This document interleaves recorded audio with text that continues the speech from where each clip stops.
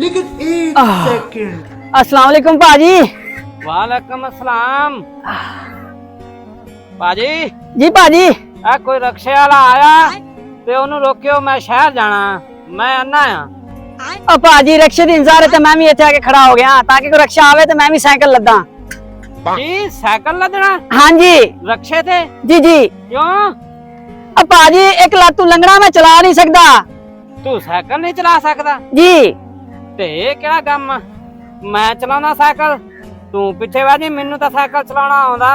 अब भाई तू अक्का तो अन्ना है, साइकिल किवें चलाएगा? तो फिर की आ, तू पिछे बहना ही आ, मैनू दसी जावी, मैं लई जाऊंगा। ए गल तू ठीक कीती आ। तू चला, मैं तेन दसांगा, ਆਪਾਂ शहर पहुंच जावांगे। अच्छा अच्छा। आजा आजा। किथे साइकिल किथे? ए खड़ा या। अच्छा अच्छा। हाँ जी हाँ जी। अच्छा।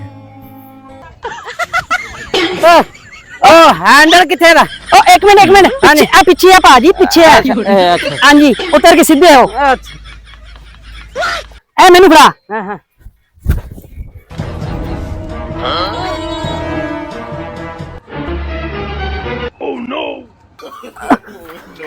ओ भाई ओ तू अन्ना हो गया सी?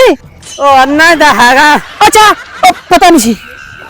एला देख भाई मेरी गल सुन, तू मैनू शहर ही पहुंचा रहा है, किसी और पासे ना पहुंचा दे। मैं हाँ जी हाँ जी। आजा आजा। ए साइकिल सीधा हो।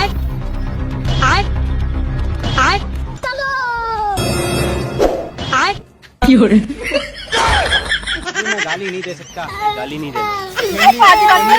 हाँ जी हाँ जी। ऐसे ऐसे गाली दूं, ऐसे ऐसे गाली दूं ना। मैं तुझे मैं अन्ना हो तुसी अन्ना हो तुसी।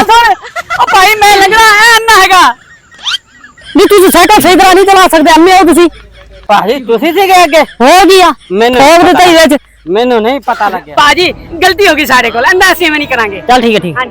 तेनू ने मारिया? एक नहीं दो मारिया ने। मेरे दोस्त ने। ओ भाजी देख तो ला हैगा मैं। हाँ जी। ओ मैनू दस तक मैनू पता नहीं लगता, तू मेरे अगे आ गया, किथे गया? हाँ जी। तू शहर जाना ना? हाँ जी। गल से चला जाऊं। ओ यार रक्षा नहीं तो मैं रोक दे।